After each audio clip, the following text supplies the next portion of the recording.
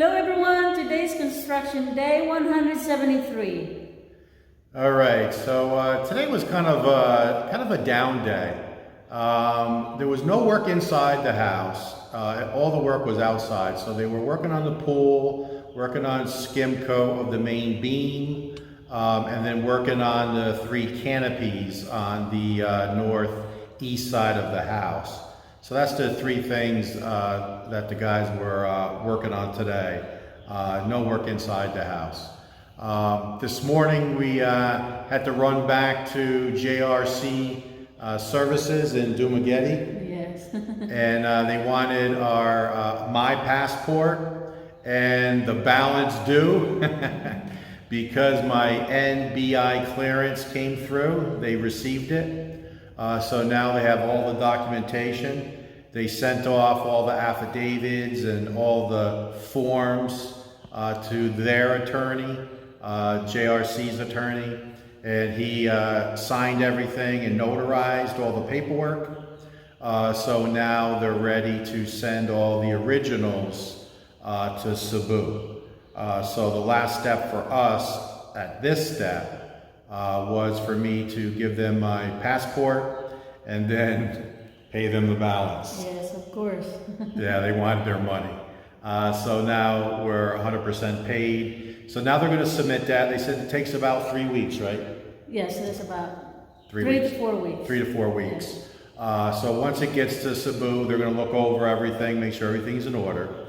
And then they'll notify JRC services that everything is good. And then they're going to schedule me to go to Cebu just one time for another fingerprint session. So this will be fingerprint session number 3. I did once in Leyte when I first got here. Just did my NBI clearance here, as you guys know, 3 or 4 weeks ago. And then I have to go one more time to Cebu for fingerprints. And then once that's done, everything will be submitted, and we just wait for the final, right? The 13A, which is the temporary. For 1 year. Temporary for 1 year. So it's like a probationary period, 13A. So you don't get the official one. You're on probation, or I'm on probation for 1 year. So just give you an update that JRC Services is definitely on top of it. All the paperwork is together. Their attorney signed off on all the paperwork that they created. I didn't have to fill out anything. I just had to sign all the documents. And then they were just waiting on the NBI clearance, and that finally came through. So again, very pleased with that company, and they're going to help us, or help me, get my 13A visa. Yes. Yeah. So no more paying that 10,000 pesos every 6 months, extending my Balagbaya visa. So good news there. So little chilly day. Look, Wilma's got a jacket on. Yes, it's windy and it's chilly for me. Yeah, and the weather, I'm telling you, the weather is a little on the goofy side, guys. Some of you guys were commenting last night. Some of you are up in northern Philippines saying how sunny and warm it is. We're supposed to be entering into summertime, right? I believe summertime here in the Philippines, like March, April, and May, right? Supposed to be. Yeah. But we hear different things. So. Yeah, so like March, April, May is like summer. So, I mean, we're knocking on March. And, man, it's just, for some reason, the weather has changed. I told you around December 15th, the wind changed. It's coming out of the north. And, it's been windy and rainy and dreary. And, today was a dry day. But I'm telling you, there's chill in the air. So that's why Wilma's got a jacket on. We brought the scooter today, so I'm not too happy about that. Got to drive the scooter home in the windy, chilly day. And I know that sounds strange in the Philippines to say it's cold. I guess I've acclimated. But the guys here working on site, they're absolutely frozen. They said it's too cold up here. They wouldn't live up here. They said it's too cold up here. So as we go down the mountain, because remember we're at 638 meters of elevation above sea level. So as we go down the mountain, in a scooter, you can feel it get warmer as you get closer to sea level. Even on a cold day up here today, we'll feel it getting warmer as we go down. But that's our intro for today, and let's get to some updates. All right, so I'm up here with Gino this morning, and we're here over the spare bathroom. And what he's doing now for these canopies, they call it canopy, I call it awning, but the locals here, the workers, are calling it canopy. So plywood bottom, to have it all formed up. I asked him what the sacks were for. He said so no cement gets in behind the plywood and goes down the wall, drips down the wall. So that makes sense.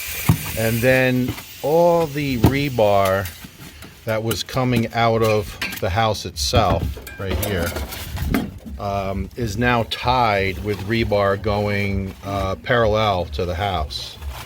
So a bunch of rebar, and then you can see the one over the bathroom, I'm sorry, the bedroom, same thing. They put all rebar in there. So they formed up all three windows, and it looks like now the next step, and I see some wet cement there, is they're going to start pouring the cement here and filling this in. So I'll show you that once completed.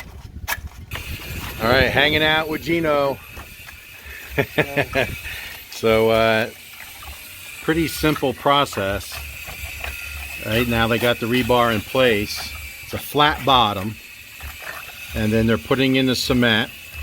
They have tarps up to make sure nothing gets on the windows, and then he's just smoothing it out. So what I did, I asked him through translation with Wilma, who's standing right there. And here's one they just completed. See how they did it flat. So it looks like it's about, I'm going to say, very close to 4 inches thick, maybe 3 to 4 inches thick, from the bottom of that plywood to the top of the form.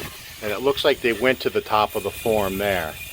So let's just call it 3 to 4 inches thick. Quite a bit of rebar in it. And when it dries, obviously, it's going to dry flat. So then, through translation, I asked the Masoon, Gino, what's the next step? And he said, after this is dry, and guys, I'm just going to have to move out of the way. They're bringing in some more cement. And this scaffolding is rickety. When I stand on it, it's shaking. So, see, they just poured the cement in, and he's just working the cement in. So once it dries flat, then they do, just like I mentioned yesterday, I asked them through translation with Wilma, how are they going to get the dome? Because the canopy has a dome to it. And they said that they will basically mix up that sand and cement mixture and just throw it on, just like they do when they render any other column. So that'll be interesting as well, how they get this shaped properly. So, looking good. Looking good, Gino. I'm going to get down off of this rickety. I'm moving the camera real slow because with my weight and Gino's weight, this thing is shaking a little bit. It's the end of the day, and Gino and Edlin was able to get all the concrete poured for all three awnings slash canopies. So they also, there was extra rebar sticking out of here that they didn't need, so they cut that off, and then they went ahead and just put some rendering on that to smooth that over. So now this is drying overnight, and then tomorrow I would assume that they would take the forms off because it should be dry, and then they'll start shaping it to look like an actual canopy. There was another rebar sticking out of there, so he's just here in the last few minutes of the day. Just rendering that smooth, and that'll be dry by morning. But the two larger ones, they put a piece of cocoa lumber just for support, because that's a lot of weight up there. 3 or 4 inches thick of concrete in the whole length of the window.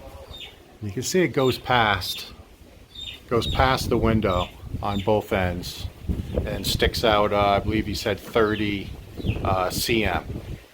So we're going to let this dry overnight, and tomorrow we'll see what they do with shaping the canopy. So again, late in the day, so they were able to get all the tile done in the deep end and working around the bottom drain, and they were able to pour the rest of the steps. So they're going around now and just cleaning up, and a little bit of work there by the bench. Let me do a quick zoom. So as you guys know, we needed to add a 5th step, and then they were able to pour the rest of the steps going all the way up. And then the bench itself, you can see the darker line. The bench got thicker, which is a good thing, because longtime viewers know that that bench was quite low. The water was going to be pretty deep when Wilma sat. It was going to be fine for me, but for her it would be above her chest, but below her neck, a little too high. So now it's going to be better. But now the steps themselves will be much more gradual by adding that 5th step. And it looks like inside the pool, all they need to do now is let this dry. And I don't know if they're going to let it dry 24 hours or more, but then they can start tiling the steps. So that's going to be interesting to watch. And the coping, I was given a curveball on the coping. So it appears that the coping is going to be wider than 2 tile. So that's never good. So what we mocked up was how we're going to handle this. So there's going to be a bullnose here. So this will be set back, and then there will be 4 tile. So they'll cut this tile and have 4, 1, 2, 3, 4. They'll cut the tile, and there'll be a second bullnose right here. That's the plan. That was the plan from the beginning. So there'll be a bullnose on this side with a 4 tile reveal all the way around the pool. But unfortunately, it looks like they needed to, and we tested it with 3 and then with 2. And it looks like we're going to have to spread these 2 tiles out so it meets the bullnose appropriately and meets the bullnose appropriately here, just because this is wider than 60 cm. So it looks like we're going to have to put 2 tiles, 2 strips all the way around the center of the coping. So that sounds like a lot of extra work for the guys. And then what I asked them to do is just mock one up, because I want to make sure that the grout line, see how thick the grout line is here? I want to make sure that's repeated. But I don't want a thick grout line, because then it'll be noticeable. So they went ahead and mocked one up. So there's 2 tile, a strip. So similar to this, but just 2. And we inserted that here in the center of 2 full tiles. We're going to let this dry overnight. Now this is not concrete in it, it's just sitting here. But then tomorrow we'll clean this up, and then I'm going to step back and see what it looks like and see if it blends. Now just here now it doesn't look bad, because they need to have it overhang a bit, because as you guys know, they put cement, quite thick. See the cement right here? It's quite thick. So that pushed the tile out because of the thickness of the cement. And then the same thing here. So we had no choice but to cut a strip. Now the other alternative is not do that, push this tile down and grind this down 2 tiles width, 2 rows. That sounds like a lot of work all the way around the pool. So I don't think we want to do that. So we want to live with this. So we're going to clean this up tomorrow, and we're going to see what it looks like. All right, so we got lucky today. It did not rain, not a drop. So that's probably the first day in several days that we have not had any rain. Sure looks like it though, but we got lucky. Very windy, but I think you guys know by now it's usually windy here. A couple chickens coming to visit. There's a couple native chicks that got in. I think they're lost, so they're trying to figure out how to get back home. So now you can see what the main beams look like with the skim coat. So they still haven't gotten in there yet. They still need to get that, and still a little bit to do over this way. But for the most part, there's 2 good layers of skim coat. So even with the lights on, all 12 lights are on right now, and it's about 4:45 p.m.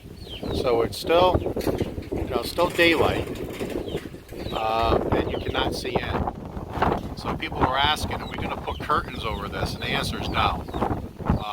Over the bedrooms on the inside, obviously yes.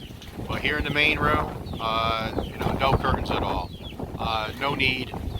This area down here, when you stand down here, it's 16-foot drop. So when you stand down there, all you can see is about there. That's all you can see, the ceiling. You can't see in at all. So the only way you could see in is if you come up on the property, or if you go up on top of this fence and peered in. Or I guess if you jumped up on this fence from the other side. But remember, we pulled a lot of dirt this way. So, when it's 5 feet there, it's like 7.5 feet on the other side. Same ththing here. It's pretty low here, right? I'll walk up to it. So I'm gonna say I'm 5'10", it's 6 inches. So this is about 5'4".